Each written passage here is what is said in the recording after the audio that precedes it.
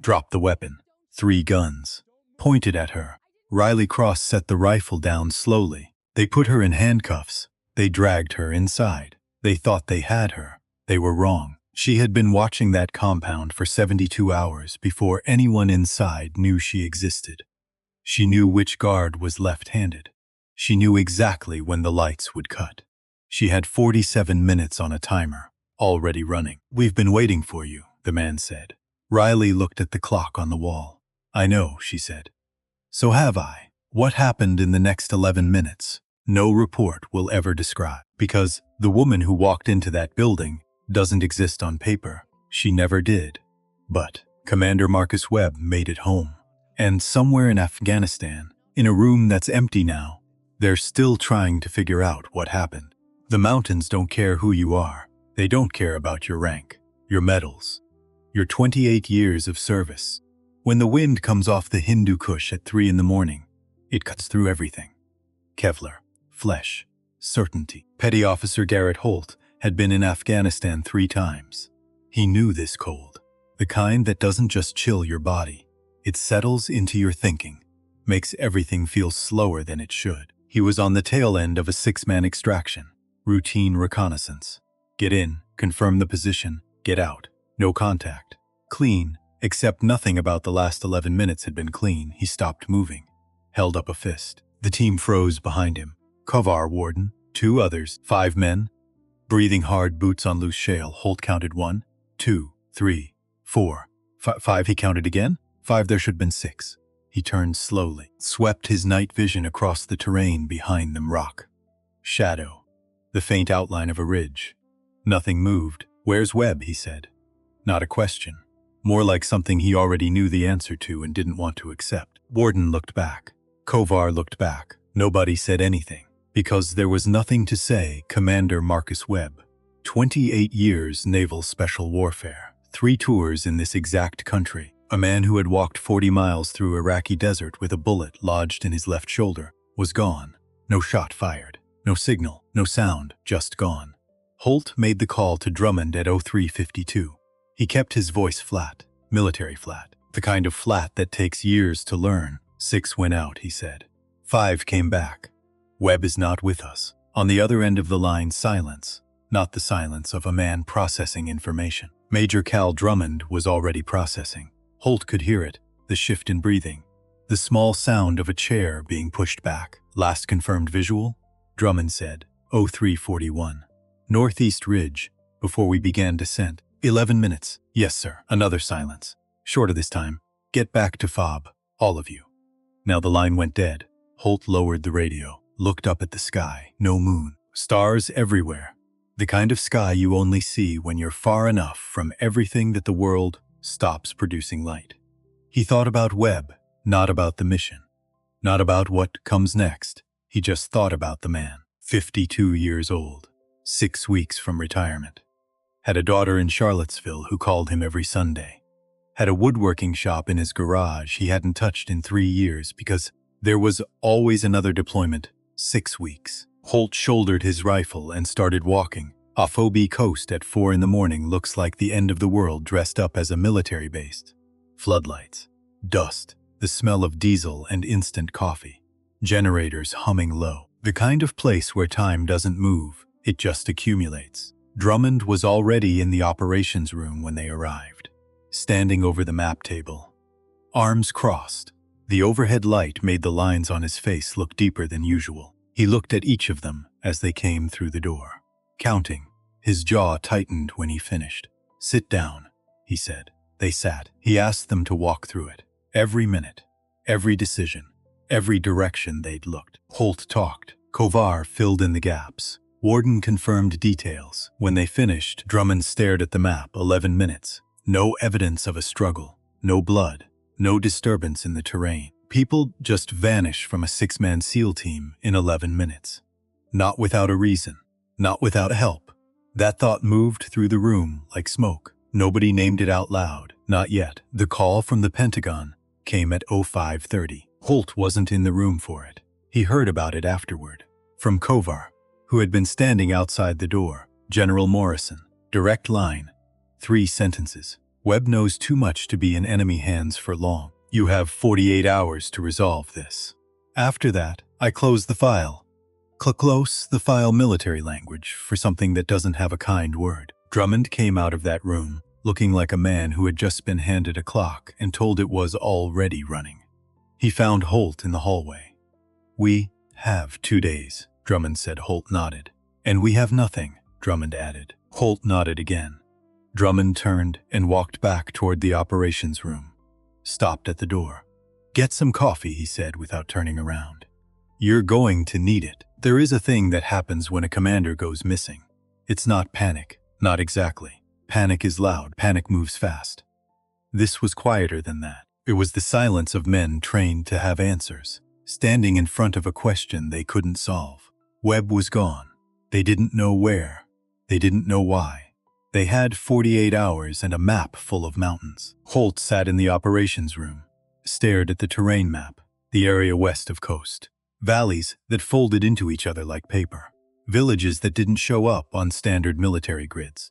Elevation changes that could hide 1,000 things. He had been staring at it for 20 minutes. He wasn't finding anything. What he was finding was doubt, and doubt, in his experience, was just the beginning of something worse. He needed coffee. He went to the canteen. The canteen at FOB Coast was not a comfortable place. Fluorescent light. Plastic chairs. A coffee machine that made one sound regardless of what you pressed. The kind of room where people stopped, not because they wanted to, but because they needed a minute before they kept going. Holt pushed through the door at 05:47. He almost didn't see her. She was in the far corner. Alone. A gray hoodie, hood down, hair pulled back in a way that suggested function over preference. No uniform, no insignia. A cup of coffee on the table in front of her.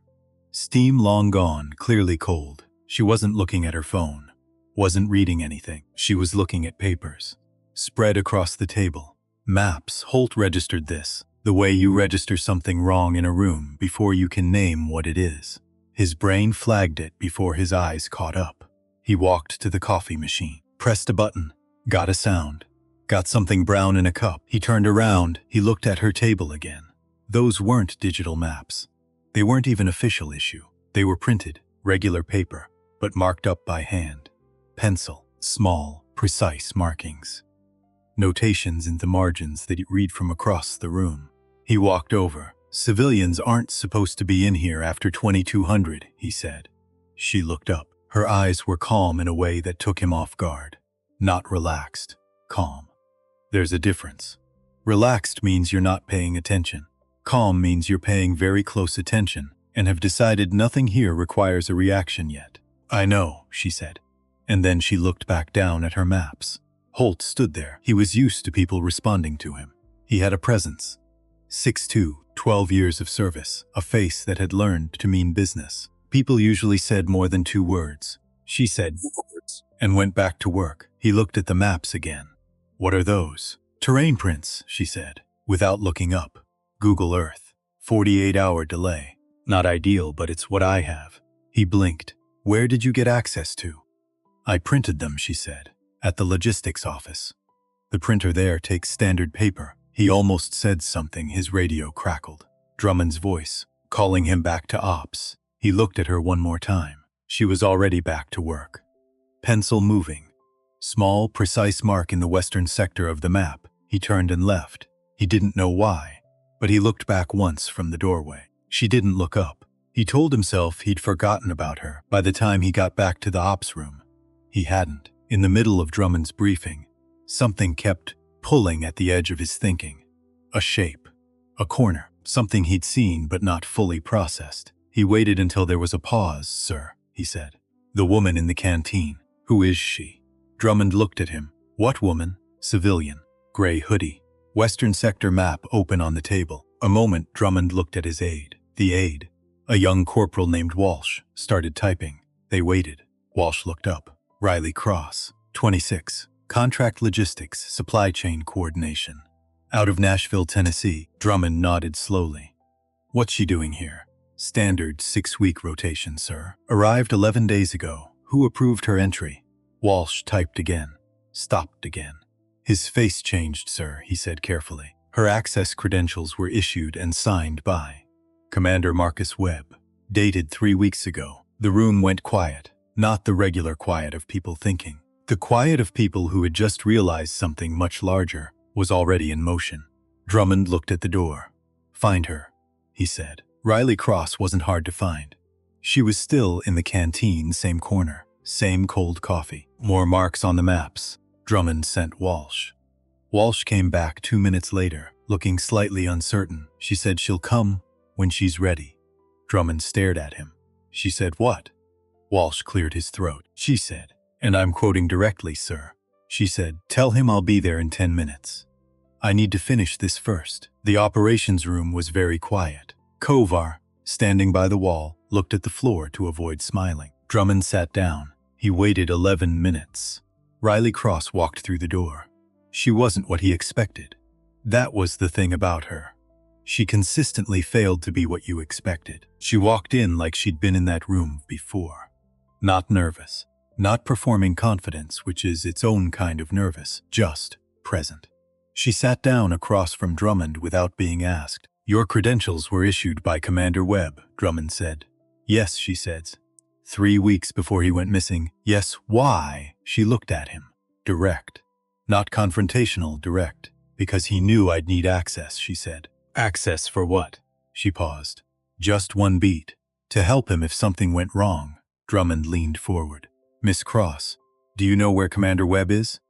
She looked at the map on the wall behind him. "Not exactly," she said. "But I know the area." "Which area?" She stood up, walked to the map, put her finger on a valley in the western sector, one that didn't show up on the standard military grid. Remote, high elevation, the kind of place you'd miss if you didn't know to look. "Here," she said. "Or close." Drummond looked at the spot, then at her. "How do you know that?" She looked at him steadily. "Because it's the only location in a 60-kilometer radius that offers concealment, controlled access points, and proximity to a secondary route east. It's where I would go. And the people who have him know terrain." Silence. Holt was standing against the wall. He had been watching her since she walked in. He was watching her hands. She wasn't fidgeting, wasn't gripping anything. They were resting, loose, on the table edge. The hands of someone who had learned to be still. Walsh ran the background check in real time. He turned his screen slightly. Drummond glanced at it. Riley Cross. DOB redacted. Logistics contractor, 6-week rotation. And then, below the standard fields, a box that should have contained clearance information. Red text. Exfis denied clearance level. Beyond top secret. Drummond looked at it for a long moment. He looked at her. She was looking at the map. Cal Drummond had been in the Army 22 years. He had dealt with classified information, compartmentalized operations, need-to-know access protocols. He understood the architecture of military secrecy. He'd worked within it his whole career. He had never, in 22 years, seen a logistics contractor blocked at a clearance level that exceeded his own. He made 3 calls. The first 2 went to people who should have had answers. They didn't. The third call, he made to a number he'd been given 2 years ago and told to use only if something couldn't be explained any other way. The man who answered didn't give his name. "Riley Cross," Drummond said. A pause. Not a confused pause. A considered one. "Don't send anyone in after Webb," the man said. "Excuse me, you heard me, Major. Do not send a team. Do not intervene. Let her work." Drummond pressed his fingers against the desk. "She's a logistics contractor. That's what her paperwork says. Then what is she?" Another pause. Longer. "She's the only person with a 100% success rate on 7 operations that officially never happened, in 3 different countries." Over 4 years, Drummondson said nothing. "Her name doesn't exist in any database you have access to," the man continued. "That's not a glitch. That's a choice she made. If she's there, it means Webb asked her to be. And if Webb asked her to be, there's a reason. 7 operations," Drummond said. 7. "And she brought everyone home?" "Everyone she went in for." The line went dead. Drummond set the phone down. Kovar was standing in the doorway. "He'd heard enough, sir," he said quietly. "What do we do?" Drummond looked at the map. At the spot Riley had marked with her finger. "We wait," he said, "and we don't get in her way." Holt found Riley back in the canteen. This time he didn't pretend he was there for coffee. He sat down across from her. She looked up. Waited. 7 missions, he said. She looked at him for a moment. Someone talked, she said. Not angry.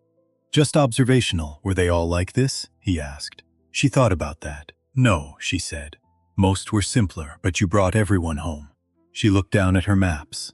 I try, she said. It was such a plain answer. No performance in it. No modesty either. Just the truth of what she did, stated the way you'd state a fact about weather. Holt put his elbows on the table. How do you know Webb? He said. She was quiet for a moment. He knew my father, she said. A long time ago, your father was military? Yes, is he? No, she said, simply, firmly. Not anymore. Holt nodded. Didn't push. They sat in silence for a minute. She went back to her maps. He watched her work, the pencil moving in small arcs, marking elevation contours, annotating what looked like approach angles and timing windows. He had been around snipers. He knew the notation system. What she was drawing was a precision approach plan, not for logistics. You're going tonight, he said. She didn't answer. Which was an answer, Riley, he said. First time he'd used her name. If something goes wrong out there, she looked up, Garrett, she said. First time she'd used his, she said it calmly. Like they'd known each other longer than 40 minutes. Something already went wrong, she said. I'm the correction. She left 21. Nobody saw her go. That was the thing they'd talk about later. Not that she slipped past security. Not that she crossed the perimeter without triggering sensors. What they'd talk about was that nobody noticed she was gone until Holt went back to the canteen at 21:15.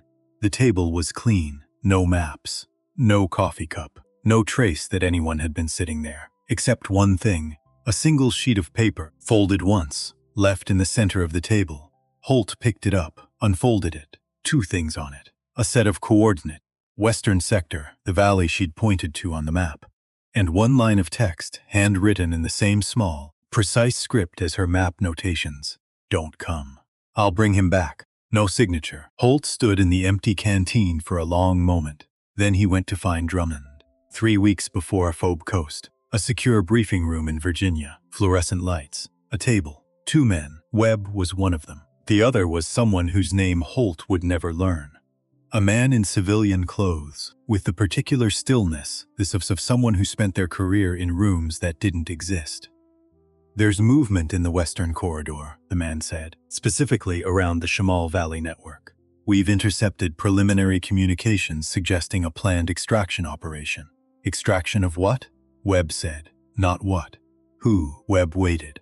An asset, the man said. Someone operating outside standard channels. They've been tracking asset for 8 months. They haven't been able to locate them. So they've changed their approach, meaning they've identified a connection. Someone the asset has a personal relationship with. Someone the asset would not leave behind under any circumstances. Webb felt something shift in his chest. Not fear. Something older than fear. Closer to recognition. And they plan to use that connection, he said. Yes, as bait, yes. Who is the asset? The man looked at him steadily. He didn't answer. He didn't need to. Webb looked at the table for a long time. He thought about a girl who was 4 years old the last time he'd seen her father alive. A girl who grew up asking questions that didn't have comfortable answers. A girl who at 19 had knocked on his door in Virginia and said, without preamble, without drama, I want you to teach me. He thought about what he'd promised David Cross. And he thought about what David Cross would have wanted, which was not the same thing as what Webb had promised. The connection they've identified, he said slowly. They think she'll come for them. We believe so. Then they need someone to use. Yes. And it should be someone she'd actually come for. The man across the table said nothing.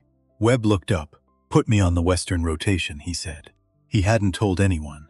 Not Drummond. Not his team. Not the people in Virginia. He had written 1 name on 1 set of credentials, signed them, sent them through the system before anyone could ask questions.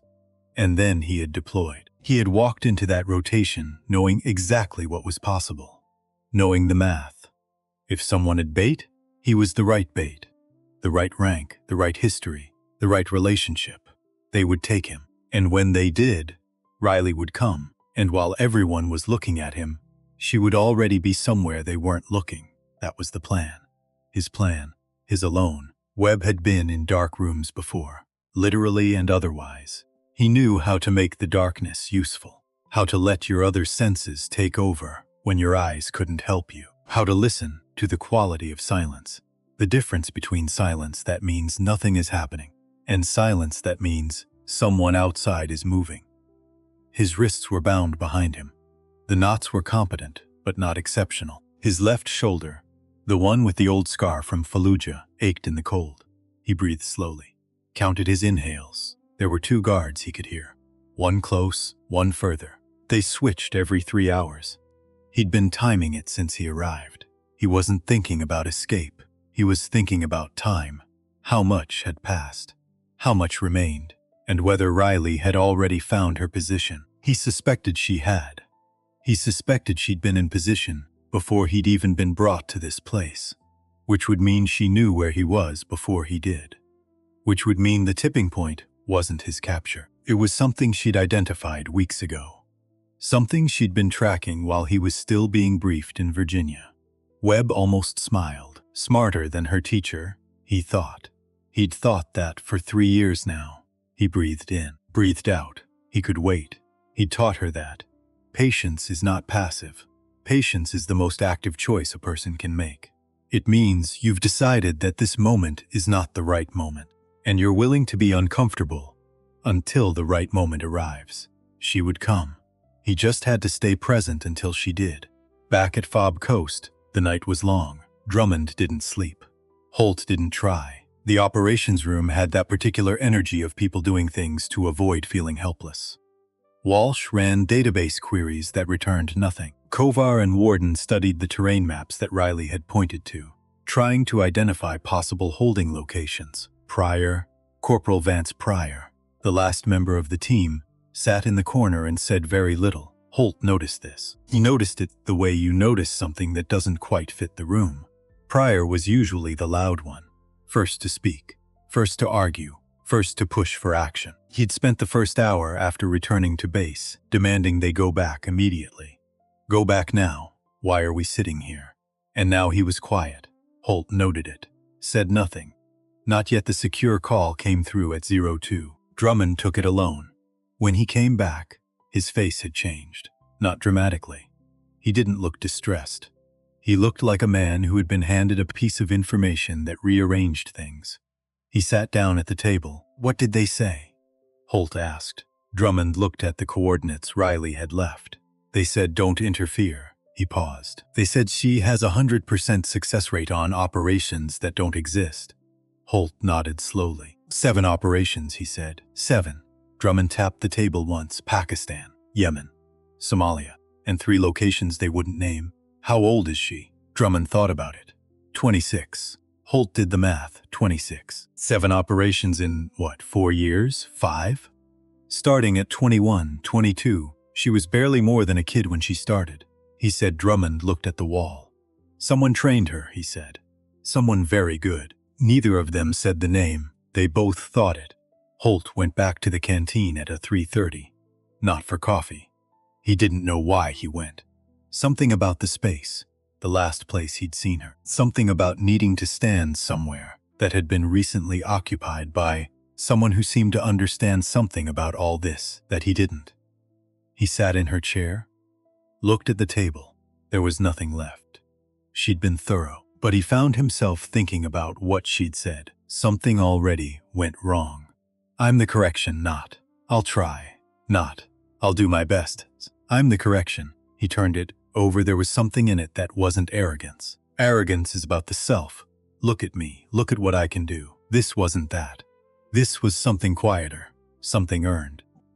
The certainty of someone who had been through enough to know the difference between confidence and competence, and had stopped bothering with the first one because the second one was sufficient. He thought about Webb. 28 years. The man had been doing this since Holt was in middle school, had deployed to places that weren't on maps, had made decisions under conditions that most people couldn't imagine, had come home each time, until this time. And somewhere out in those mountains, a 26-year-old woman was moving through the dark to bring him back. Not because she was ordered to, because she'd chosen to, because someone, somehow, somewhere, had given her a reason that went deeper than duty. Holt didn't know what that reason was yet. He would find out later. When he did, it would change the way he thought about a lot of things. At 04, Drummond gathered the team: Kovar, Warden, Pryor, Holt. He stood at the head of the table. Map behind him. Here's what we know, he said. Webb is missing. We have a 48-hour window before the Pentagon moves to close this file. We have a set of coordinates that may or may not be accurate. And we have one operative in the field who has asked us, clearly, not to follow her. He looked around the table. So, here's what we're going to do, he said. We're going to be ready. We're going to monitor every frequency we have. We're going to be in position to move the moment we have confirmation of location. He paused. But we are not going to go in first. We are not going to complicate her situation by adding variables she hasn't planned for. Pryor stirred. With respect, sir, we don't even know who she is. We're just going to trust. Yes, Drummond said, simply, without anger. Pryor stopped.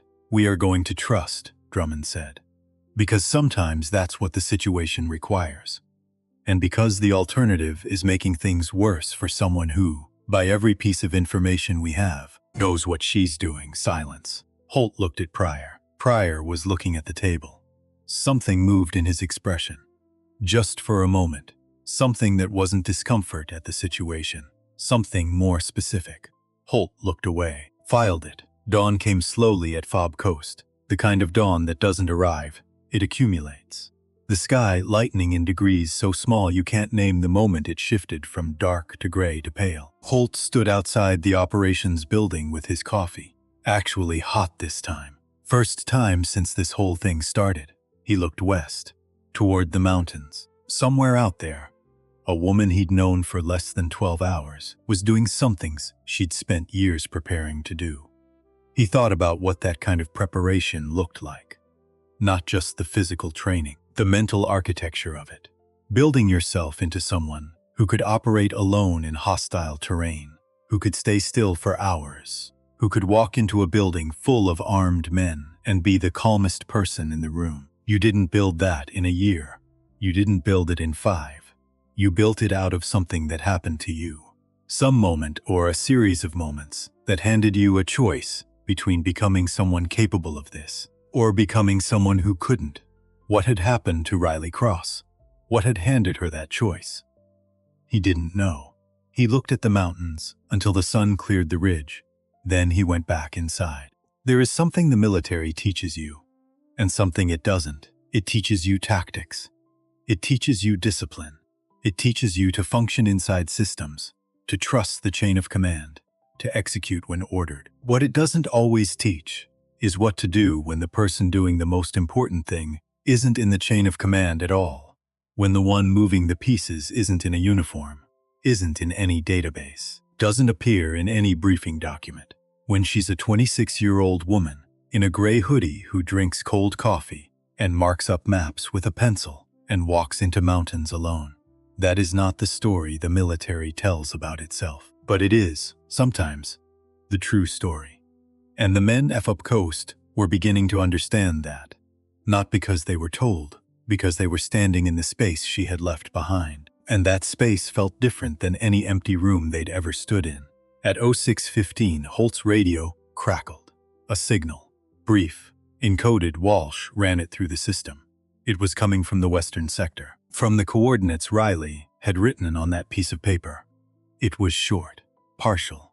The encryption was unlike anything in their standard system.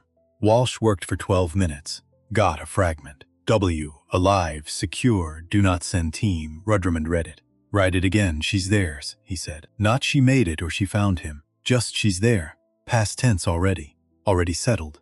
Like she'd never not been there. Holt looked at the timestamp on the signal. He ran it back. The signal was sent at 04:47. He'd been standing outside, looking at the mountains at 04:47. Coffee in hand, thinking about her. She'd been out there. Already in position, already sending signals, already working, while they were in a room trying to figure out what to do next. She had already made a decision and was 3 steps into executing it. Holt set down his coffee.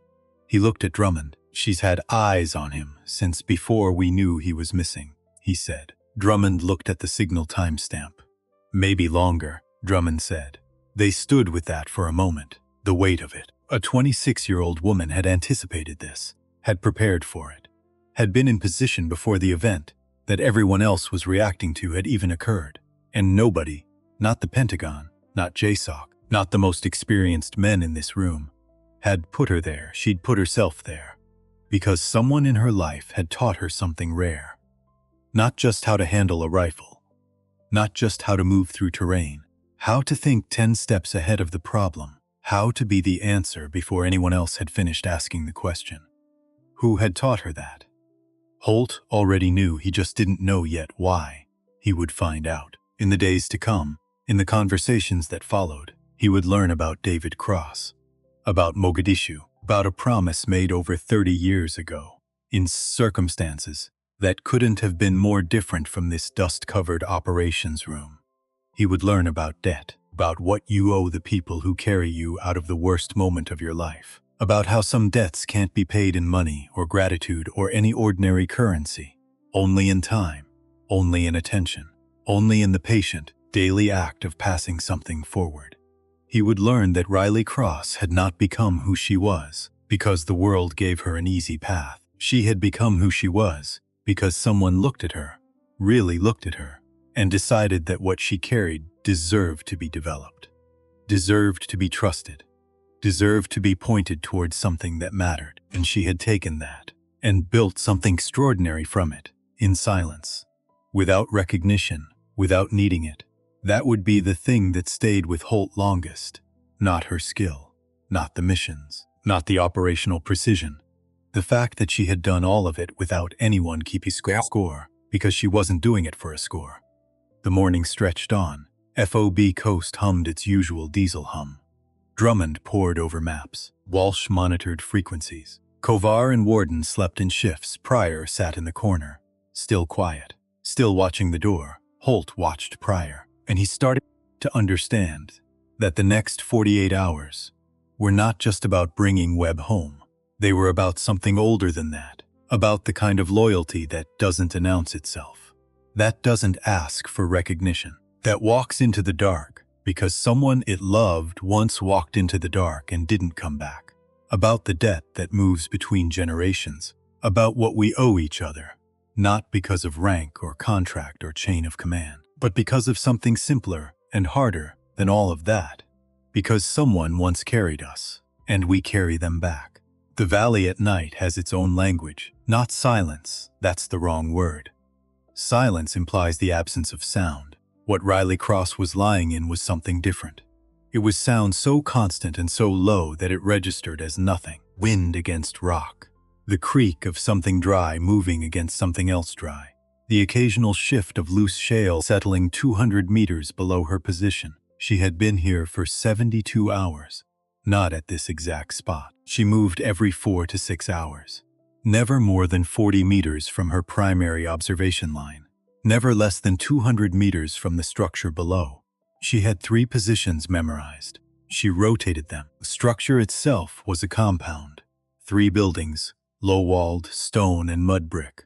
Pre-Soviet construction, she estimated. The kind of thing that had been standing longer than anyone currently inside it had been alive. Well in the northeast corner, not in use. A generator that ran from sundown to roughly midnight, then cut out. 2 vehicles, one operational, one stripped for parts. She had documented all of this in her notebook. Small, water-resistant, rubber band around it. She had 12 pages of observations. Guard patterns, rotation timing, the specific way the northeast guard paused at the corner of the main building and looked south before turning back. Every 22 minutes. Never varying by more than 45 seconds. She knew this place better than the people inside it knew it. That was the point. In the compound below, in a room with one small window and a door that locked from outside, Marcus Webb was also awake. He didn't know she was there, he suspected. There's a difference. Knowing is information. Suspicion is something built from pattern and history, and the particular way you understand a specific person. Webb understood Riley Cross the way you understand someone you've watched grow up. Not entirely. There were parts of her he hadn't been able to reach, hadn't been able to shape or anticipate. But the core of her, the thing that drove her decisions, that he understood. She would come. She would not come quickly. She would come correctly. So he waited. His shoulders ached from the binding. He shifted weight every 20 minutes to keep circulation moving. Small sim movements, controlled, nothing that would draw attention. His left knee had stiffened in the cold. He flexed it slowly against the floor. The guard outside his door, young, he judged by the weight of the footsteps, was already struggling to stay awake. Webb had heard the change in breathing an hour ago. The soft, irregular quality of someone fighting sleep. He noted this, didn't act on it, because acting on it now, before Riley was in position, would be the wrong move, would create noise, would bring the others running, would complicate a situation that, if left alone, had a chance of resolving cleanly. Webb had learned this the hard way. 28 years of hard. The hardest thing a trained man can do is nothing. He looked at the small window. Gray light beginning at the edges. Not dawn yet. Pre-dawn. That specific hour when darkness starts to lose its confidence. He breathed slowly. He thought about his woodworking shop in Virginia. He thought about the half-finished oak cabinet he'd left on the workbench. The grain he'd been planning to follow. The patience required to work with wood. How it tells you what it wants to be, if you're willing to listen instead of force. He thought about what he was going to build first, after he retired. 6 weeks. He could wait 6 weeks. He could wait 6 hours. Riley pressed her back against the rock face and ate half a protein bar. Not because she was hungry, because her body needed fuel. And hunger was not a reliable signal when operating in extended surveillance mode. She had learned to eat on schedule, not on feeling. Feeling was compromised by fatigue, cold, and the tunnel focus that came from hours of observation work. She chewed slowly, drank 2 measured sips of water, looked at her notebook. The guard count had changed overnight. 4 when she arrived. 7.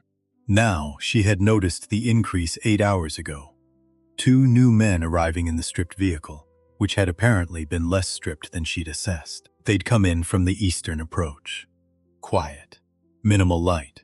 That was information's, specifically. It was the kind of information that meant someone had been alerted. Someone knew she was in the area. She didn't know how yet, but the math was clear. 4 guards was standard holding protocol. 7 guards was a response to something. You don't nearly double your perimeter because you're feeling cautious.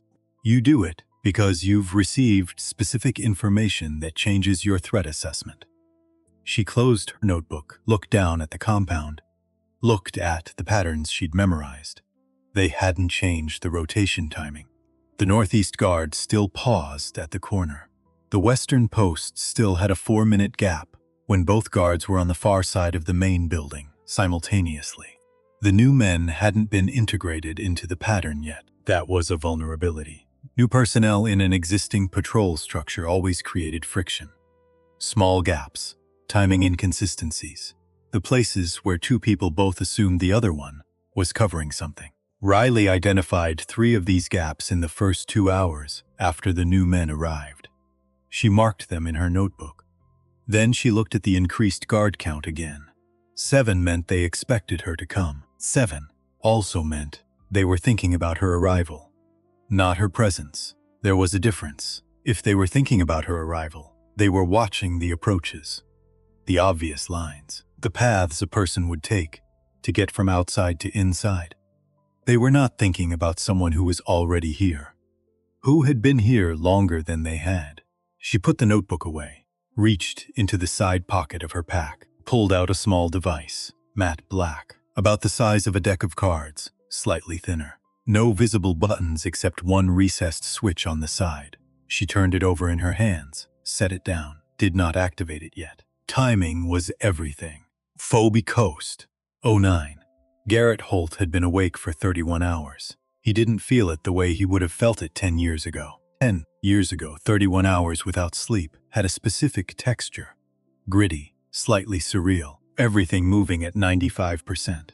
Now it was more like a weight. Steady, manageable. something you carried without making a scene about it. He was in the operations room. Walsh had cycled out 2 hours ago. Kovar had taken the monitoring station. Drummond was in his office with the door closed. Pryor was in the corner, still quiet. Holt had been watching Pryor the way you watch something in your peripheral vision. Not directly, not conspicuously. The way Webb had taught them to watch things they weren't sure about yet. Don't stare at the thing you're trying to understand. Webb had said once, during a training exercise in Coronado, you change it by staring at it. Watch the space around it instead. Holt watched the space around Pryor. He noticed the following: Pryor had not eaten since they returned to base. Pryor checked his personal phone, which should have been in the secured locker, 4 times in the last 2 hours. Small glances. Angled away from the room, Pryor had positioned himself with his back to the wall, and a clear sightline to both the door and Drummond's office. None of these things were evidence of anything. All of them, together, were a pattern. At 10:30, Holt went to the security office. Corporal Walsh was there, off duty, eating something from a foil pack and looking at his phone. He looked up when Holt came in. I need to see the external camera footage, Holt said. Night of Webb's disappearance. Full team on approach to the North Ridge. Walsh set down the foil pack. That's been reviewed twice already, he said. I know, Holt said. I want to review it again. Walsh pulled it up. The footage was infrared. Greencast. The team moving in single file up the ridge approach. A narrow defile between 2 rock faces, barely wide enough for 1 person at a time. Holt watched. He watched the way you watch something when you already suspect what you're looking for. The team moved well. Tight spacing. Good cover. Webb at position 4. Standard command placement. Not leading the file. Not trailing. Holt watched the timestamp 3:38, ZO 3:39, ZO 3:40, ZO 3:41. Last confirmed visual on Webb. He watched the 11 minutes. He watched carefully at ZO 3:43. A small movement. Barely visible. Figure near the back of the file. Not Webb. Shifting slightly left. Just for a moment. Then back into line. Holt stopped the footage. Die zoomed in. The image degraded with the zoom, but the shape was still readable. The configuration of a body in tactical gear. The unit patch on the left sleeve. He knew that patch. He knew that sleeve. He sat very still for a moment. Then he let the footage run forward. At 03:44, Webb's infrared signature showed a slight deviation from the line. Not dramatic. A half step right. The kind of movement a man makes when something, or someone, creates a reason to adjust his position. 3 minutes later, he was gone. No shot. No struggle, because there didn't need to be. Because someone who knew exactly where Webb was going to be could arrange for the right people to be in the right place to intercept him. Without a shot, without a sound, Holt rewound to 03:43, looked at the sleeve again. Prior, he didn't go directly to Drummond. He sat with it for 11 minutes, which felt like the right number somehow, given the circumstances. He thought about what he had, what it meant, what it didn't yet prove. A movement, a sleeve, a pattern of behavior that could have innocent explanations. But Webb had taught him something else, too. Something about the difference between certainty and sufficient reason. You don't always get certainty, Webb had said. Sometimes the best you get is sufficient reason. The question is, do you act on sufficient reason, or do you wait for certainty and lose the window? Holt thought about Riley, somewhere in those mountains. She was operating on information, on patterns, on everything she'd observed and everything she'd anticipated. She wasn't waiting for certainty, she was moving. He stood up, pulled out his personal radio. Not the standard ops channel. He sent a message. Short. Encoded in the field cipher Webb had drilled into them 3 years ago. The one not in any official manual prior. 0343 footage. Confirm receipt. He sent it to the coordinates Riley had transmitted from. He had no idea if she had a receiver on that frequency. He sent it anyway. He went back to the operations room. Pryor was still in the corner. Holt sat down at the monitoring station, pulled up a routine display, made himself look occupied. At 11:47, Pryor stood up. I'm getting air, he said to no one in particular. He went out through the side door. Holt waited 90 seconds, stood up, went to the window, The side door opened onto a narrow passage between two prefab structures. Pryor was standing at the far end of it, back turned, head down pond to his ear. Holt looked at the room behind him. Kovar was at the monitoring station, headphones on. Drummond's door was still closed. Holt went out the front, circled around, came to the far corner of the prefab structure, could hear Pryor's voice.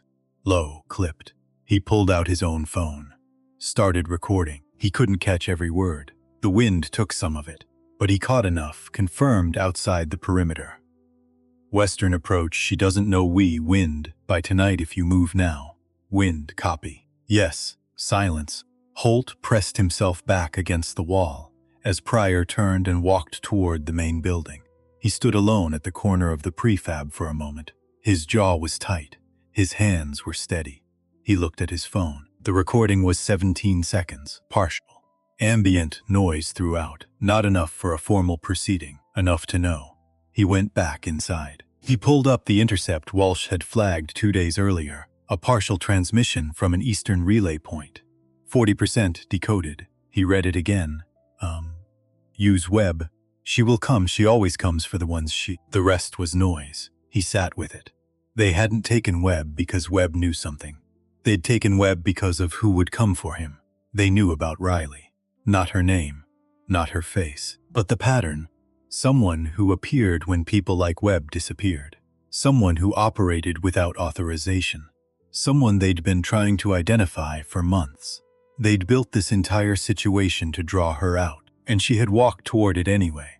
Not because she hadn't seen it, because she had, and decided to walk toward it regardless. For one person, he sat down, sent a second message to Riley's coordinates. Pryor made contact. External call 1147. Your position may be compromised. Confirm. He set the radio down, looked at the map, waited. The response came at 12:03. 7 words. New. Changed approach. Do not move Pryor. Holt read it 3 times. Knew she already knew. He thought about the timeline. The increased guard count she must have observed from the ridge. The pattern disruption. The way a person trains strides or reads the ripple effects of a security alert. Even before knowing the source, she'd observed the effect before Holt had found the cause. Changed approach. She'd already adapted. Do not move Pryor. This one he understood after a moment. If Pryor was arrested now, or even confronted, the people in that compound would know something had changed on this side. They would move Webb, possibly faster than Riley could respond. She needed the situation to stay exactly as it appeared. Frozen, unresolved. A phobie full of men who didn't know what to do, because that was the environment she'd planned for. Change it, and you change her math. Holt looked at Pryor across the room. Pryor looked back. Holt nodded once, casually. The nod of a man who has nothing on his mind. Pryor nodded back. And Holt thought about how Webb had once told them that the hardest performance in the field was not aggression, not action, not even endurance. The hardest performance was ordinary. Looking like a man doing nothing, when everything in you was already moving. Riley put the radio away and picked up her notebook. She had 41 minutes before the next guard rotation. She used them. Her plan had originally relied on a specific approach vector, northeast, using the dead ground between the well and the main building's blind wall. Clean, low exposure. 70 meters of open ground reduced to 40 by a natural rock shelf that ran parallel to the compound's north wall. That approach was now covered by the additional guards. Not obviously. They hadn't positioned anyone directly on it. But one of the new men had a patrol arc that crossed her intended line of movement at irregular intervals. Irregular was worse than regular. Regular you could time. Irregular required you to wait for an opening that might not come in the window you had. So she was adapting. The new approach was longer. It required crossing 40 meters of open ground under a slightly elevated angle, meaning anyone on the southeast corner of the compound's wall had a potential sightline to her movement. But the southeast corner had a characteristic she'd noted on the first day. The guard there was left-handed. She'd determined this from the way he carried his rifle and the way he turned, right shoulder leading when he looked left, which meant his natural scan went east to west, not west to east. His left side awareness was marginally weaker, not much. but enough combined with the timing of the generator cut, which killed all compound lighting at approximately 23:50, and the 20-second window after the northeast guard turned back from his corner pause. She had a path, narrow, specific, requiring her to be in exactly the right position at exactly the right moment. She checked her notebook, checked her timing data. She had the right position. She had been building toward the right moment. She was not there yet. That was all right. She still had time. She turned to a new page in the notebook, wrote, "Device, position A, timer, 47 min." Then she looked down at the compound, and she waited. The weight of waiting is something most people misunderstand. They think waiting is empty, passive, a gap between things. Riley had learned, from long practice and from something Webb had told her early on, that waiting is an action, that every minute you choose to stay still instead of move is a decision, an active decision with consequences either way. She thought about her father sometimes, when she was in the field, not constantly, not in a way that distracted her, more like a presence. A background note: she had been 4 years old when he deployed for the last time. She had no real memory of him, only the sense of him, the way her grandmother would talk about him. The photograph on the mantel in the house in Tennessee. A man in uniform laughing at something off camera. She had spent years trying to make sense of a loss she couldn't fully remember. And then, at 19, she had knocked on a door in Virginia. The man who opened it had looked at her for a long moment. Then he had stepped back and let her in. Webb had not tried to replace her father, had not tried to explain him, or justify what had happened, or offer the kind of comfort that was really about making the comforter feel better. He had just taught her day by day, year by year, not only the technical things, though he was meticulous about those, precise about them in a way that had initially frustrated and then deeply reassured her. He had taught her how to think about situations, how to read space and time and people, how to distinguish between information and assumption, between patience and passivity, how to wait without emptying. She was doing that now, lying on cold rock in a country that had been at war longer than she had been alive, watching a compound where a man who was the closest thing she had to family was being held, knowing that the 47-minute timer on the device in her pack would be the hinge point of everything that came next. She was not afraid. She was aware, fully, completely aware, of the cold, of the distance, of every sound and every shadow. She thought about what Webb had told her once, one of those evenings in Virginia, when the training was done, and they were sitting on his porch, and he talked the way he rarely talked during the day. "The thing about this work," he had said, "is that it will ask you for everything, and then it will ask for more. The only way to keep giving it is to know what you're giving it for." She had asked him what he gave it for. "He had been quiet for a while, David," he said, "for a long time. And now, for you." She hadn't known what to say. She hadn't said anything. She just sat there in the quiet Tennessee evening while the fireflies came out. That felt like a long time ago. Webb heard them before he saw them. 2 sets of footsteps, not the usual single guard. 2 men, coming toward his door with a different rhythm than the regular rotation, purposeful. He had 12 seconds to adjust his posture, shift his weight forward, drop his head, slow his breathing. By the time the door opened, he looked like a man who had been sitting in the same position for hours, exhausted, unremarkable. The man who came in was not the one who had been questioning him. Older, better dressed for a compound in the mountains, which meant someone who operated in conditions more sophisticated than this. A visitor, not a resident. He crouched down to Webb's eye level. Webb kept his eyes unfocused, not vacant, unfocused. "A specific thing, Commander," the man said. Careful English, considered. "We've been patient with you." Webb said nothing. "But our situation has changed somewhat." The man tilted his head slightly. "We have reason to believe someone is coming for you." Webb blinked. "Slow. That must be comforting," the man said. "To know someone is coming." He waited. Webb looked at the floor. "The problem," the man continued, "is that the person coming is the person we actually want. And you being here has served its purpose." He stood up. "So we are going to move you tonight. Before she arrives." He walked toward the door, stopped.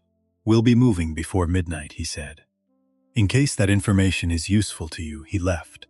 The door locked. Webb remained still. He counted to 60. Then, he looked up at the small window. Gray light. Afternoon, before midnight. He worked the math quickly.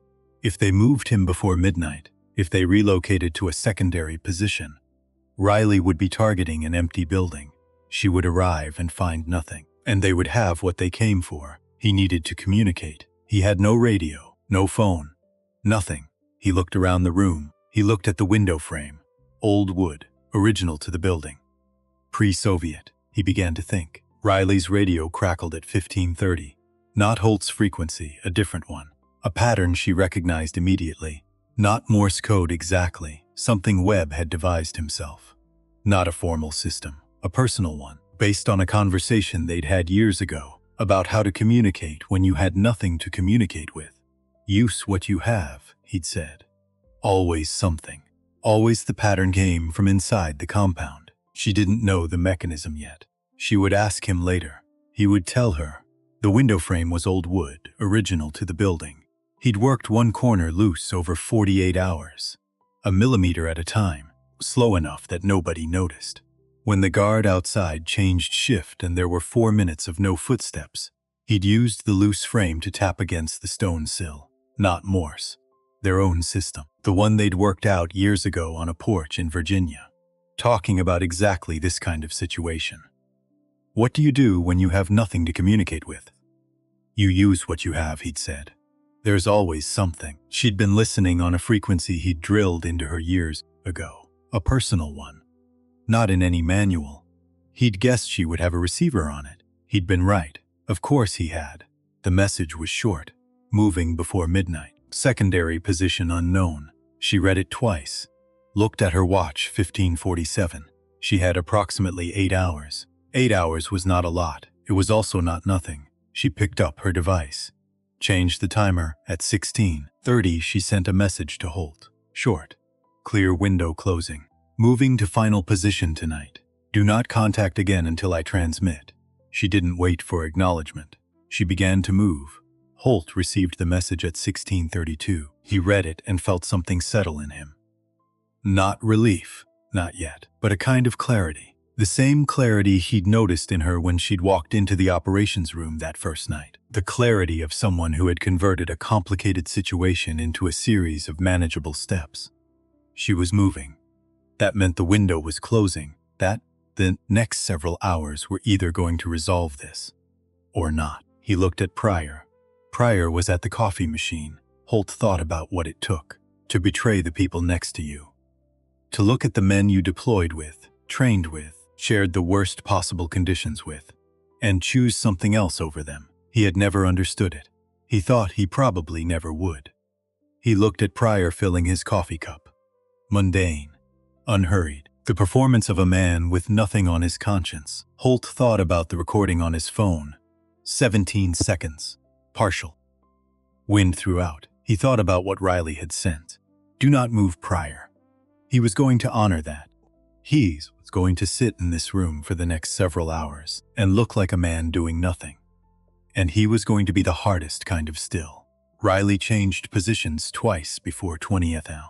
The compound below had shifted. 2 of the additional guards were now on static positions rather than mobile patrol. This was a tactical downgrade that the people inside probably thought was an upgrade. Static positions feel more solid, more deliberate. What they actually do is create predictability. She documented the new positions, integrated them into her approach timing. At 20:15, she ate the second half of the protein bar. At 20:30, she checked the device. At 21, she looked at the compound for a long time. Not at any specific point. At the whole thing. The way you step back from a painting to see the composition, not the individual strokes. She was looking for what she'd missed. This was something Webb had built into her process early. Before any significant action, you stop and specifically look for what you might have missed. Not what you're confident about. What you're not confident about. What you've assumed rather than confirmed. She ran through her list. Guard rotation. Confirmed across multiple cycles. High confidence, Vikiskal stasis. Confirmed non-operational for extraction. 2 observations. Medium confidence. Interior layout. Inferred from external observation and building type. Lower confidence. Webb's location. Inferred from single confirmed light source and movement shadow 2 nights ago. Lower confidence. She sat with that last one. She was going into a building where she did not have confirmed interior intelligence on the position of the person she was there for. Webb's signal had told her he was being moved. It had not told her where he was now. Inside the structure, she needed to plan for multiple internal positions. She adjusted her mental map, 3 possible rooms, based on the building's likely floor plan. She ranked them by likelihood: primary, secondary, tertiary. She would clear them in order. She looked at her watch, 21:17. 2 hours and 33 minutes until the generator cut. She breathed slowly, in through the nose, out through the mouth. 4 counts each. She thought about Webb in that building, the way he would be managing himself. The internal discipline of a man trained to endure waiting. She knew what that looked like. She'd watched him do it in training, watched him demonstrate what it meant to be genuinely still. Not frozen, not shut down, but present and contained and ready. She thought about what it must cost him, not the physical discomfort. He'd been past caring about physical discomfort for 20 years. But the cost of waiting to be helped, of being on the receiving end of a rescue rather than running one. For a man like Webb, that might be the hardest part. She almost smiled. She had something she wanted to say to him, had been carrying it since she'd confirmed his signal. Something about the fact that walking into a trap on purpose to protect someone was, simultaneously, the most Webb thing he had ever done and the most infuriating. She would tell him. After at 22:00, Holt made one more check of the monitoring frequency. Nothing from Riley. That was expected. She'd said not to contact until she transmitted. He looked at the clock. Drummond came out of his office, looked at the room, at Kovar at the monitoring station, at Warden standing by the map table, at Pryor, who had moved back to the corner chair, at Holt. Their eyes met for a moment. Drummond didn't say anything. He sat down at the head of the table. He looked at the coordinates on the map, and he waited. There is a moment, before anything decisive happens, when everything pauses, not literally. Time doesn't stop. Guards don't stop moving. Wind doesn't stop. But there is a quality to the last hour before, a kind of atmospheric pressure. The way the air changes before a storm. Not the storm itself. The thing that comes before. Riley had felt this before, 7 times. Each time it felt the same and completely different. The sameness, a sharpening, every sense clarifying, the world becoming very specific and very present, the difference. What you were walking toward, what was at stake, what you were carrying into the dark. This time, what she was carrying was 30 years. 30 years of a debt that began in a street in Mogadishu in 1993. A man carrying another man out of a situation with no good exit. A promise made under conditions that made promises fragile. A child who grew up in the shape of an absence. She wasn't walking in for a mission. She was walking in for all of that. For the 4-year-old who didn't understand why her father didn't come home.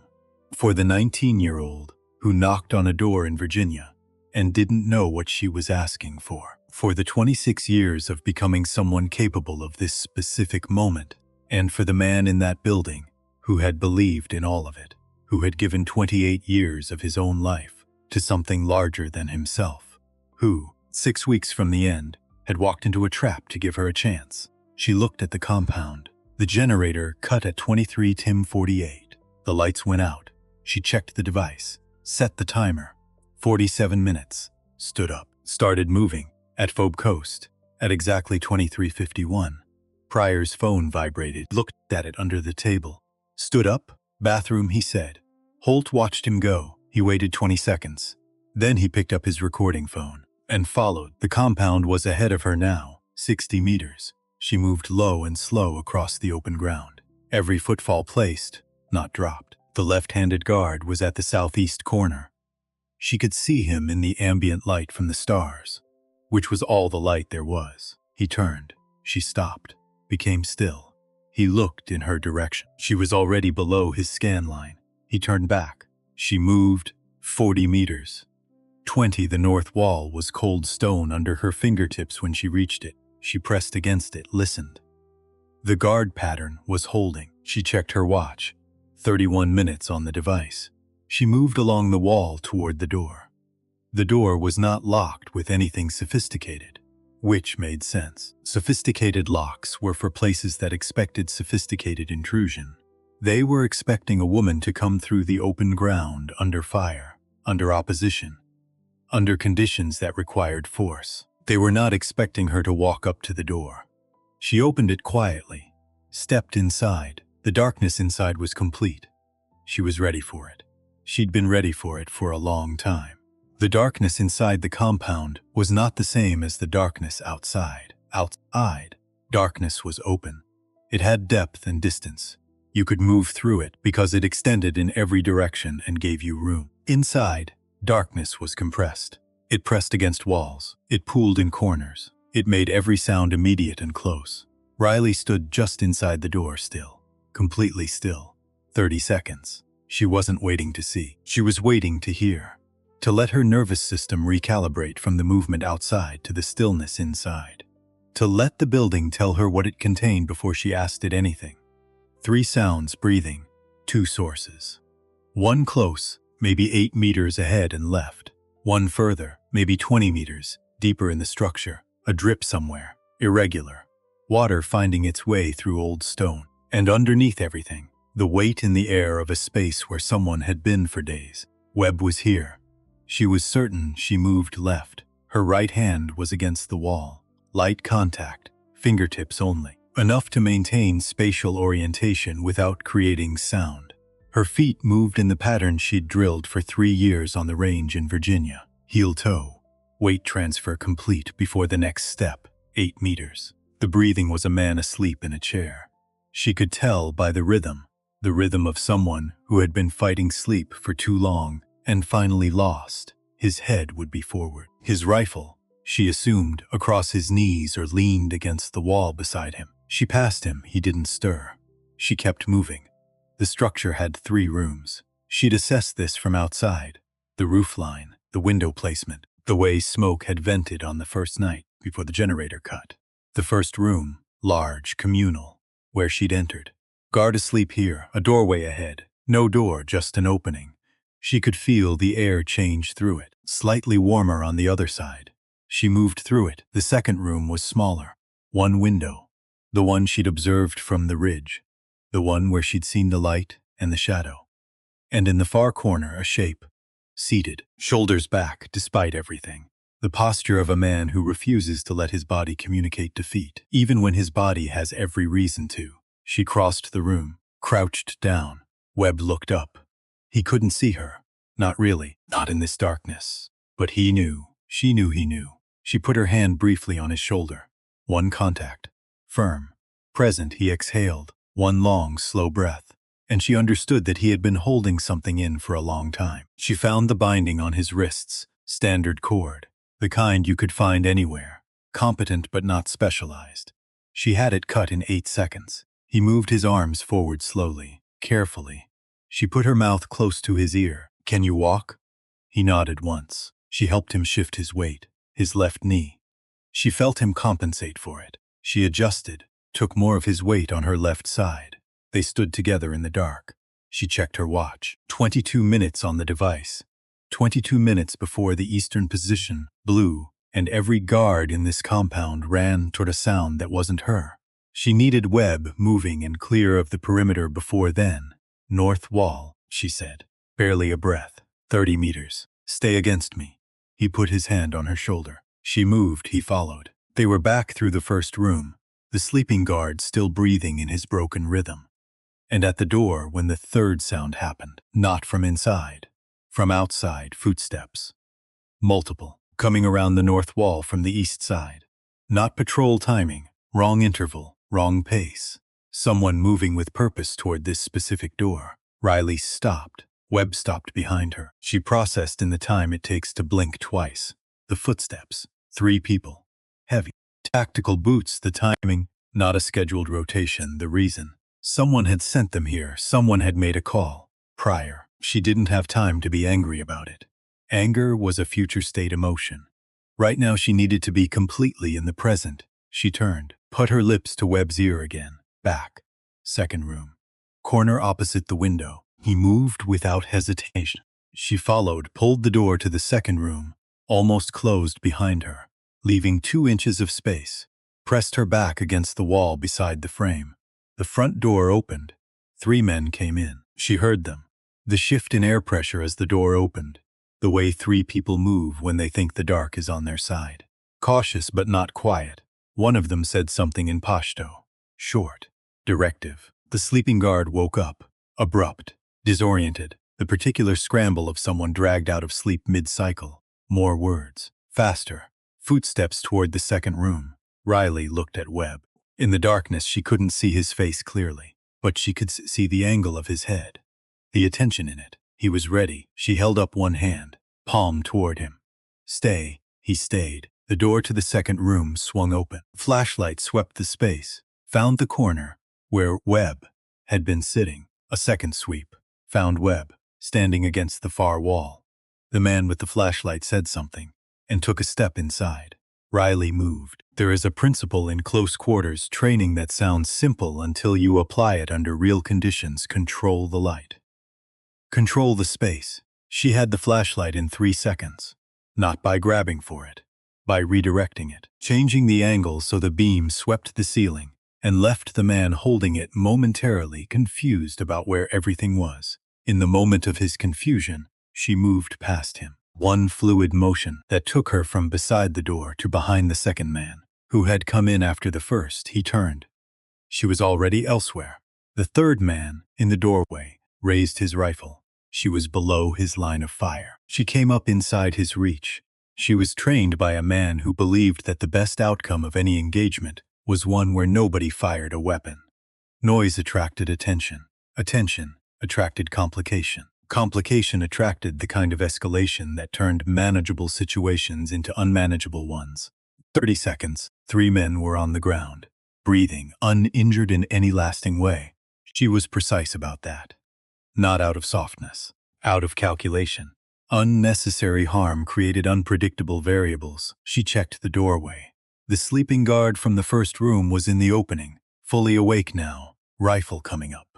Webb hit him from the left side. Not hard. Webb's hands weren't back to full strength yet, and he knew it. But enough. Enough to redirect the rifle. Enough for Riley to close the distance.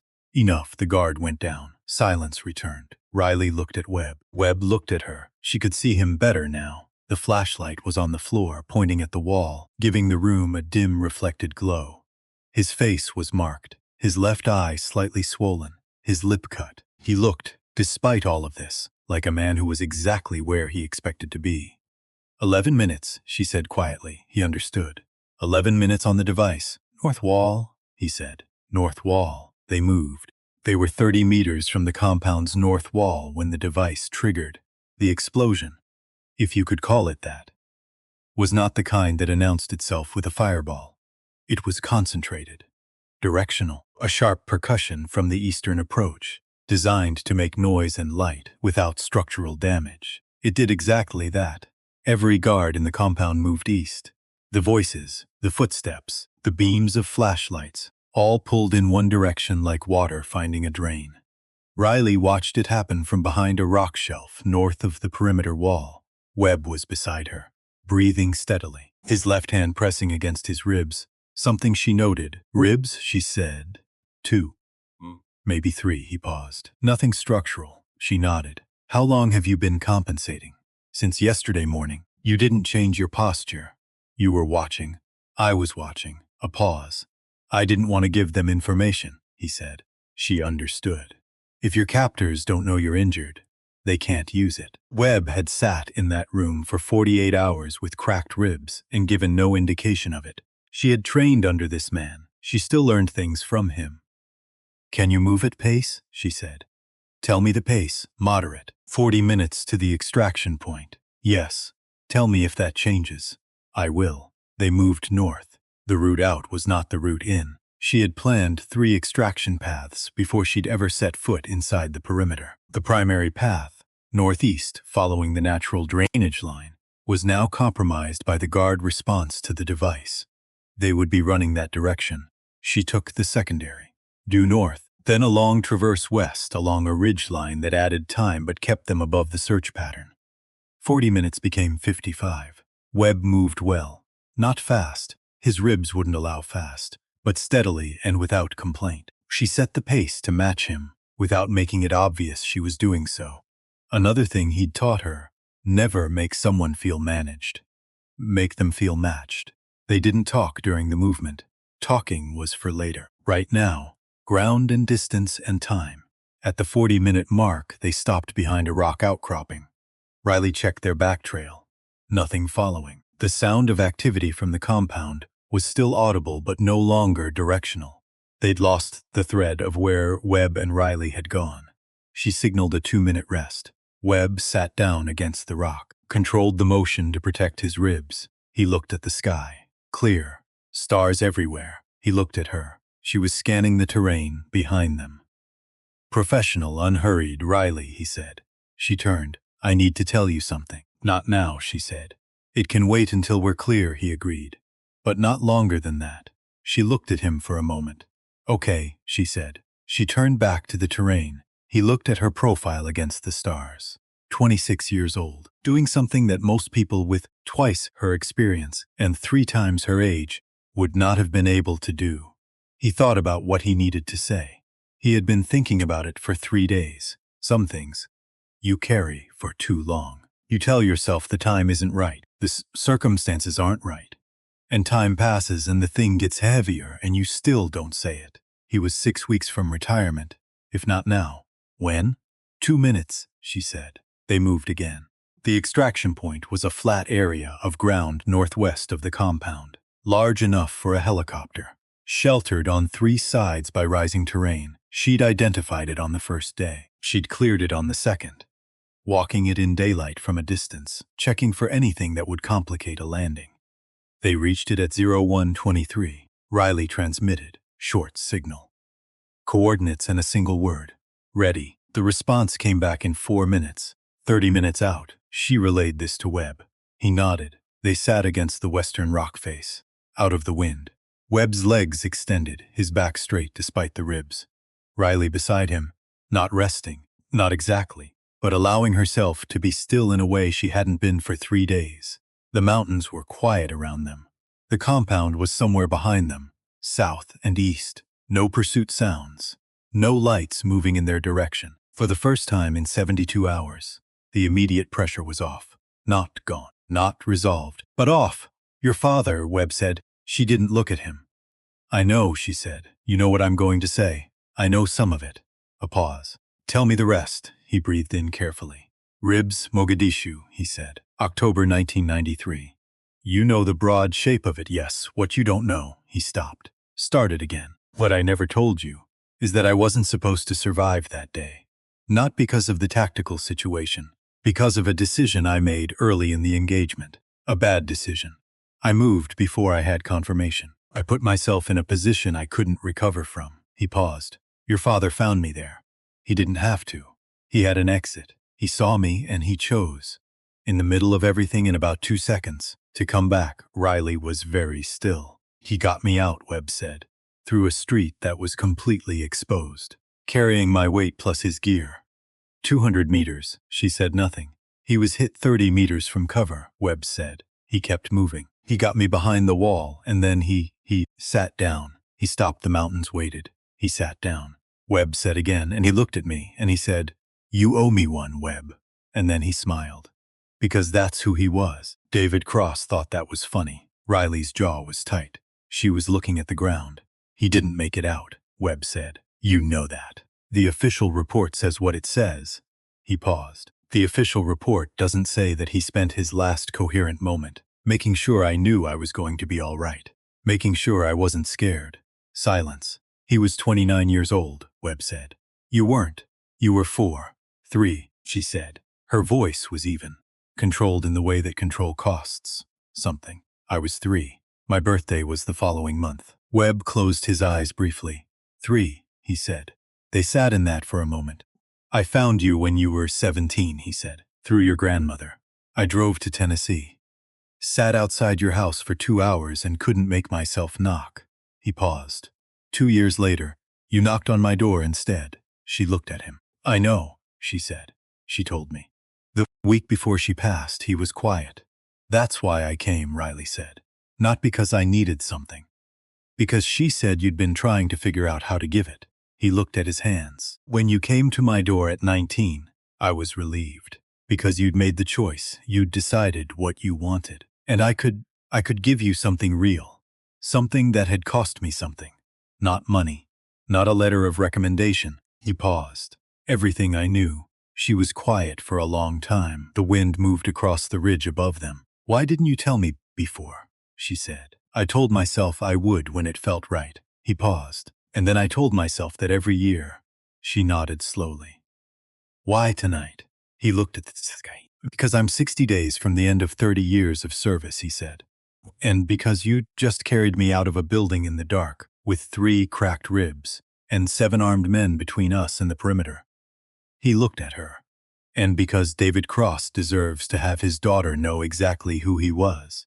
A long silence. She looked at the ground. Then she looked up. Her eyes were dry. That wasn't numbness. That was a kind of strength that read as stillness, but cost more than stillness ever does. "He sounds like someone I would have liked," she said. "You would have," Webb said. "He would have driven you crazy. He laughed too much and talked too much, and he had terrible taste in music." He paused. "But there was not a single situation I ever saw him in where he didn't do the right thing when it counted." She absorbed this. Held it. "That's enough," she said quietly. That's actually enough." He looked at her, and he understood that she meant it the way you mean something when it's true all the way down. Not settling, not making peace, just done. Complete. 15 minutes before the helicopter, she asked him something. "Did you plan all of it? From the briefing in Virginia?" He thought about how to answer that. "I plan to make myself available," he said carefully. "I plan to be obvious. Easy to find. Easy to take." He paused. "I didn't plan for them to find you first. I thought I'd have more time before they located your position. They used prior," she said. He was quiet for a moment. "I suspected there was someone inside," he said. "I didn't know who. Holt found him." Webb looked at her. "Holt's good. He is," she said. And there was something in the way she said it. Not warmth exactly, but recognition. The acknowledgement of someone who had done the right thing under pressure without being asked. "He didn't interfere," she said. "He found the information and passed it, and then he stayed out of the way." Webb nodded. "Hard thing to do," he said. "Yes, most people can't manage it." "No," she paused. "CP, he managed it." Webb looked at the sky. "Good," he said. The helicopter came in at 01:58. No lights. Navigation by instruments. The pilot, someone Riley had coordinated with before she'd ever set foot in FOB Coast, set it down in the flat area with the competence of someone who had done this in worse conditions and made it look routine. 2 men came out. Medic first. Tactical support second. The medic reached Webb. Started assessment. Webb tolerated it with the patience of a man who had been through field medicine, enough times to know that cooperation made it faster. Riley stood back. She watched Webb get loaded onto the helicopter. He looked back at her from the door. She raised her hand once. He raised his once. The helicopter lifted. She watched it until the sound became a vibration, became nothing. She walked back to Phobe Coast. 3 hours. Rough terrain. She moved at her own pace, not operational pace, not survival pace. The pace of someone with time and no particular reason to hurry. She thought about what Webb had told her. She thought about a man she couldn't remember. A photograph on a mantel. A grandmother who had always said your father was the kind of person who, and then finished the sentence differently every time, as if she couldn't settle on the most important thing. Who made you feel like nothing was impossible? Who would give you the shirt off his back and then wonder why he was cold? Who laughed at exactly the wrong moment and somehow made the wrong moment better? 29 years old, 200 meters through an exposed street, carrying another man's weight. You owe me one, Webb. And then a smile. She walked through the mountains in the dark, and she thought about who she was made of. Not just her father. Not just Webb. Her grandmother's kitchen. The smell of something on the stove when she came home from school. The particular safety of an ordinary afternoon.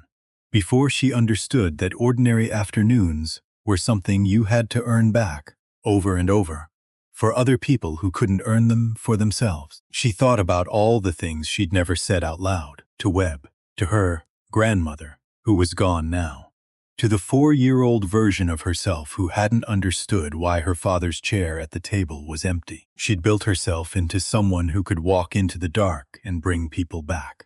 She'd done it in silence, without recognition, without needing recognition. But tonight, alone in these mountains, she let herself feel the full weight of what it had cost. Not as complaint, not as grief, as acknowledgement. This is what it costs. And I paid it, and it was worth it. She kept walking. Phobe, coast at 05, had the exhausted stillness of a place that had been awake all night. She came through the gate without ceremony. The guard checked her badge, nodded her through. Holt was outside the operations building. He was standing with coffee, actually hot, she noted, watching the eastern sky lighten. He turned when he heard her footsteps. He looked at her, looked behind her, looked at her again. Webb, he said. Helicopter at 0158. Medic on board. He's moving. Holt closed his eyes briefly. Opened them, his ribs, she said. Probably 2 or 3 cracked. He didn't show it. Holt exhaled. Of course he didn't, he said. They stood for a moment in the early light. Prior, she said. Holt patted his chest pocket. Recording. Partial, but enough for a start. And the footage Walsh pulled. Don't move on him until Drummond has the full picture. Already talked to Drummond. He's waiting for Webb to be confirmed secure. He paused. Then we move. She nodded. She looked at the sky. The mountains to the west were beginning to define themselves against the lightning dark. Everything slowly becoming more itself. You should sleep, Holt said. In a few minutes he looked at her. Looked away. Can I ask you something? He said yes. Did you know when you got here? Did you already know everything was going to go wrong? She considered this carefully, because it was a good question and deserved a careful answer. I knew something might, she said. I didn't know what. That's why I got here early. He nodded. What would you have done, he said slowly, if it had gone differently? If you hadn't been able to, I don't think that way, she said. Never? She thought about it. I think about what I can control, she said. Preparation, position, timing. Decision-making under pressure. She paused. What I can't control, I account for as best I can and then I don't spend energy on it. He was quiet. That sounds hard, he said. It took a while to learn, she said. It's easier now. He looked at his coffee. Someone taught you that, he said. She looked at the mountains. Yes, she said. Someone did. Drummond moved on Prior at 0715. It was quiet. No drama. 2 people came through the operations room door. Not from Drummond's team, from outside, from somewhere that operated in different channels, and Prior looked at them and understood. He didn't run, he didn't argue, he stood up. Looked around the room once, at Kovar, at Warden, at Holt standing near the window. He didn't say anything. He left. The room was very quiet for a moment afterward. Kovar looked at the floor. Warden looked at the wall. Holt looked at the door, through which Prior had gone. He thought about what it costs a man to make a choice like that. What he must have told himself, the story he'd constructed to make it bearable. We all build stories about why we do what we do. Most of those stories are more complicated and more self-serving than they appear from outside. He didn't hate Prior. He didn't understand him. That was enough distance for now. Webb landed at a secure medical facility at 0830. Drummond got confirmation at 0847. He came out of his office, stood in the middle of the operations room, looked at the map on the wall, the one with Riley's coordinates still marked on it in pencil. He didn't say anything dramatic. He pulled the pencil mark off the map with his thumb, sat down. That was enough. Riley was in the canteen. Same corner, same chair, coffee in front of her. This time she'd made it herself, fresh, and it was still hot. Her notebook was open. She wasn't writing. She was looking at what she'd written. 3 days of observations, calculations, timing windows. The architecture of something that was now complete. She turned to the last page. Mission complete. She closed it. Holt came in. He sat down across from her. No pretense time about coffee or any other reason. He just sat down. She looked at him. Drummond wants to debrief, he said. When you're ready, tell him an hour, he'll say 30 minutes. Tell him an hour, she said again. Holt almost smiled. Okay, he didn't leave. She looked at him. Waiting. I want to say something, he said. And I'm not sure how. Try, she said. He looked at his hands. I've been doing this for 12 years, he said. I've been around good operators. People who were trained better than me, who thought faster than me, who made decisions under pressure that I could admire, even when I couldn't replicate. He paused. I've never seen anything like what you did in the last 3 days. She said nothing. Waited. And I've been trying to figure out what to say about that, he said, because thank you doesn't cover it. And that was impressive sounds like I'm grading you on something. And everything else I come up with sounds like it's making what you did about how it made me feel. He stopped. Which isn't right either, She looked at him. So I'm just going to say, I saw it, he said. What you did. All of it. The preparation and the patience, and the fact that you adjusted every time the situation changed, without ever losing the thread of what you were there for. He paused. I saw it, and I won't forget it. A long quiet. She looked at her coffee. Then she looked at him. That's the right thing to say, she said. That's exactly the right thing, he nodded once. They sat in the plain morning light of the canteen and drank their coffee. The debrief with Drummond lasted 90 minutes. She answered his questions directly, didn't editorialize, didn't explain her reasoning unless he asked. Then she explained it clearly and fully. He asked about the device. She explained. He asked about the timing, the 72 hours before Webb's disappearance. She explained that too. He was quiet for a long time after. You were already in position when we were still in the briefing room trying to figure out what to do, he said. Yes. You anticipated this. I identified the probability of something like this 3 weeks ago. When Webb took the Western rotation assignment, she paused. He didn't need to take it. It wasn't his area. He requested it specifically. You understood why. I understood his reasoning, she said. I didn't agree with it. Drummond looked at her. But you prepared for it anyway, he said. Yes, he nodded slowly. The credentials he issued you, he said. 3 weeks before. He knew I'd need a clean reason to be here after the fact, she said. He was thorough. He usually is. Yes, she said. He usually is. Drummond looked at his desk. Then at her, Miss Cross, he said. Is there anything you need from us? Anything we can provide? By way of recognition, record, formal? No, she said. He looked at her. Nothing, he said. Not pressing. Genuinely asking? No, she said. I appreciate the offer. She paused. The mission is done. That's what I needed. He looked at her for a moment, then he stood up. Extended his hand, she shook it. His grip was firm, and he held it for 1 second longer than a standard handshake. Not a power gesture. A human one. Thank you, he said. Take care of your team, she said. They did well. She left. Holt was at the gate. He wasn't waiting for her. Or maybe he was. But he'd arranged himself so that it looked like he was doing something else. Looking at a clipboard. Checking something. He looked up when she came through. Transport's arranged, he said. Vehicle to Bagram, Flight 2. I know, she said. Right. He nodded. Of course, she stopped beside him. They looked at the road out of the base. Dust, and distance and mountains in every direction. He's going to be all right, Holt said.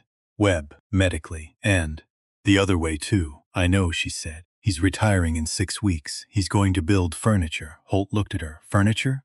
He has a shop. He's been planning it for years. She paused. He's going to be fine. Holt nodded slowly. What about you? He said. She thought about how to answer that. I'm always fine, she said. That's not what I asked. She looked at him. He held her gaze steadily, not challenging. Just present. She looked back at the road. I have what I need, she said. And she meant it. Fully, completely, without qualification. He heard it. Understood it was a real answer and not a deflection. Okay, he said. He put out his hand. She shook it. He held on for just a moment. The same human instinct to extend the contact past the formal into something more honest.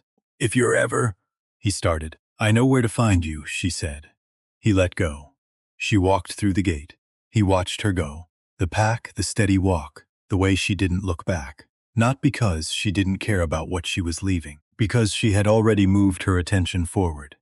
He watched her until she reached the vehicle, watched the vehicle drive away into the dust. The canteen was empty at 14 Lived. Holt walked through it on his way to the briefing. The afternoon light came through the one small window and landed on the table in the far corner, the corner where she'd been sitting when he first saw her. He stopped, looked at the table. She hadn't left anything behind this time. No maps, no note, no trace. Just an empty table and afternoon light. He sat down at her table for a while. He thought about what he would carry from this. Not the operational details. Those were going into a report that 3 people would read and nobody would talk about. He would carry the image of her in this corner on the first night. The cold coffee. The hand-drawn maps. The absolute stillness of someone who already knew more than everyone in the building and had made no move to say so. He would carry the thing Webb had done, walking into a trap for someone he'd made a promise to 30 years ago, not because duty required it, because he'd looked at a debt and decided, quietly, privately, that he owed it. He thought about whether he'd done that, for anyone, whether he'd really seen the people around him or just worked alongside them. He didn't have a clean answer. That felt like the beginning of something worth thinking about. He picked up his coffee, finished it, went back to work. Marcus Webb retired from the United States Navy 6 weeks later. He didn't have a ceremony. He'd requested specifically not to. He drove home to Virginia on a Tuesday afternoon, parked in his driveway, sat in the car for a few minutes. Then he went to his workshop. The oak cabinet was where he'd left it, unfinished, the grain still waiting for his attention. He put on his work apron, picked up the sander, started where he'd left off. Garrett Holt submitted a report on the prior situation that was thorough, accurate, and gave appropriate credit to sources he was not at liberty to name. He was promoted 8 months later. He was told the promotion was based on a recommendation from someone whose name did not appear in any standard personnel file he understood. He accepted it without asking further. Riley Cross does not appear in any official record of what happened in Afghanistan. Not because she was erased, because she was never there, officially. That was her choice. Made deliberately. Made early. She understood something about recognition that most people spend their lives not understanding. Recognition is not the point. The point is the work.